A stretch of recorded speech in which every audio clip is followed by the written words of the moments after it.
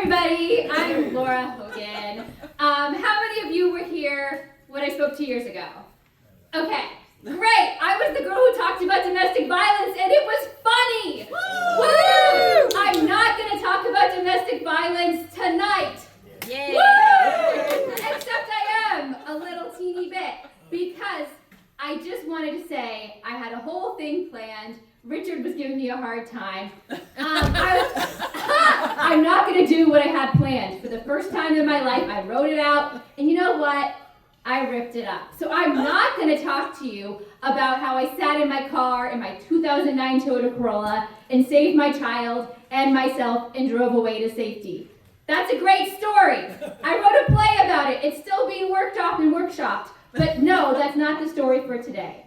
I'm not going to talk about how since I was last on this stage, I have worked on over 100 professional film, commercial, voiceover, etc. things. I'm going to, but thank you for the applause. I just had to share that because you guys were all there with the stories that was the first theater thing, and you guys maybe wanted to update. So there's your update. But no, I wrote this whole thing that was like super inspiring about saving myself. And I'm going to be real with y'all. I don't feel saved. I don't know about all of you, but like, can you get a hand raised if like life has kind of sucked lately? Like, yeah, it kind of has really sucked. And so when things are sucky, you're like, well, I'm not saved. Like, yes, I saved myself. I'm alive. Woohoo! But like, saving isn't something that happens and then is done. Mm-hmm. Okay? Yeah. Saving is something that we have to do every single day. And so I was like, well, now what story can I tell? Because crap, I just like got rid of everything, and now I'm like, I'm trying not to cry on stage, just telling you that like we have to work on this. Okay.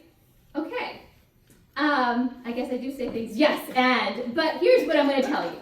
I'm going to tell you 5 things I do every day to save myself just a little bit.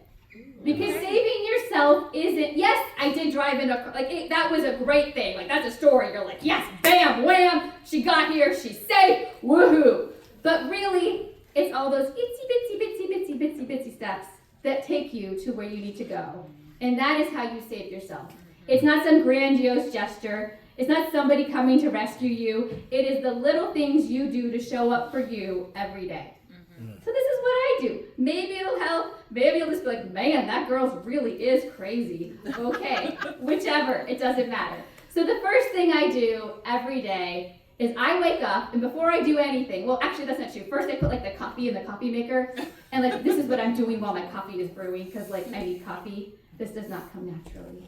And I write 3 pages stream of consciousness. When I was in acting school, I did the artist's way. So if any of you know that, this is the morning pages.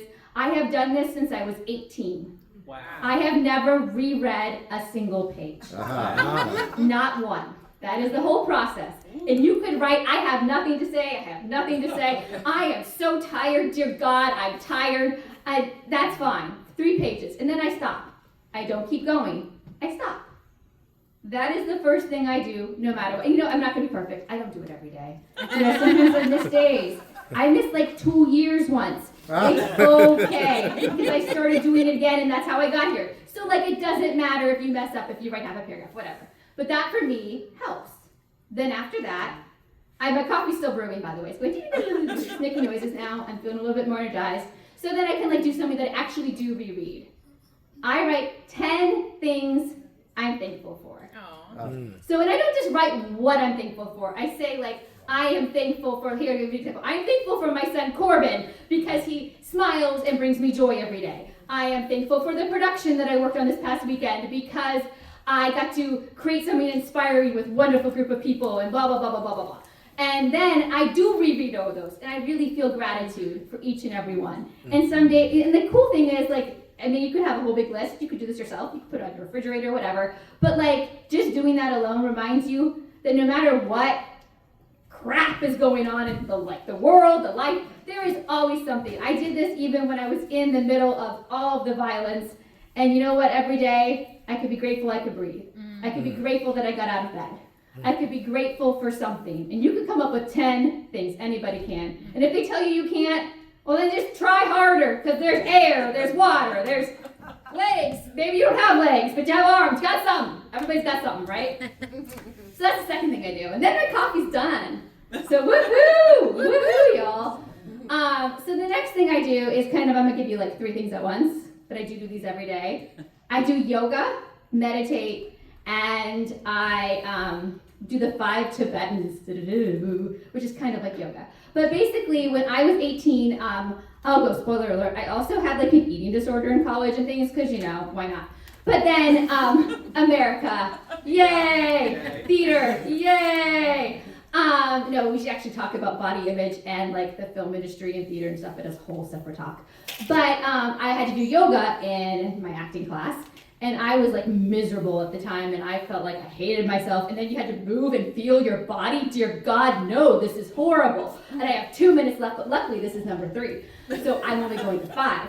And I hated it, and I hated it, and I hated it, and here I do it again, and then I kept doing it.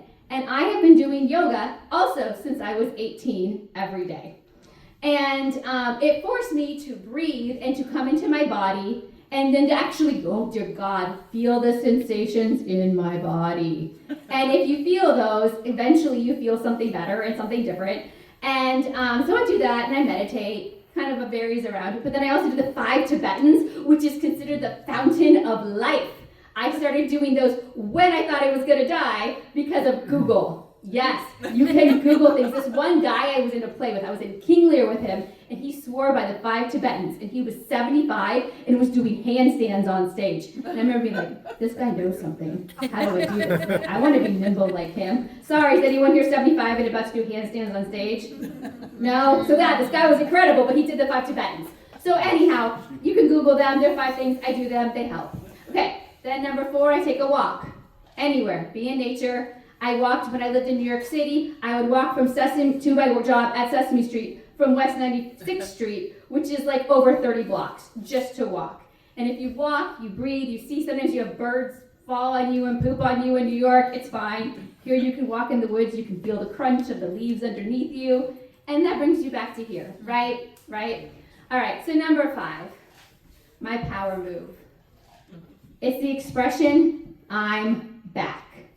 My acting teacher is Josh Pike. He recently wrote a book, you can Google it, it's called Lose Your Mind. And he was also the only Ninja Turtle to both, he was Raphael in the originals. He was the only one who did the stunts and acted so he was in the suit and did the voice. So that's pretty cool. But anyhow, he taught us the 4 points of presence, and that everything is just sensations in your body. But the thing that traps us is our mind. So if we can trigger, so basically, they say, 95% of the thoughts you have today are the thoughts you had yesterday, right? So how do we get out of our head? It's got time to wrap it up, and that's great, because this is my wrap it up time. How do we stop ourselves from getting stuck in this mental gunk, right? So when we are down, when things are hard, when we don't know how to save ourselves, all we can do is breathe, see what's in front of you, all these lovely faces. Feel the sensations in your body, which does help if you do something like yoga or walk and actually connect to your body. And then get out of your head. And you know what the fastest way to do that? You just say, I'm back. You could say it out loud. People might start looking at you being like, why are you yelling, I'm back, while you're at a stoplight? But do it. I do that. But come back to here. And once you're here, that's how you get the moment. That's how I put my hands on the steering wheel to drive away. Because once I got in that car, there was no guarantee I was going to go anywhere, right? Big actions don't take it. They take coming to that moment and knowing how you go forward from there. So I guess all I can say in conclusion is to come back to you, come back to your body, take one of my little daily hints. You can see if it works for you, see if it doesn't. But just know that you can save yourself from anything. But it takes time, takes patience, and it takes dedication to you over and over again. Thank you all so very much. Have a good night.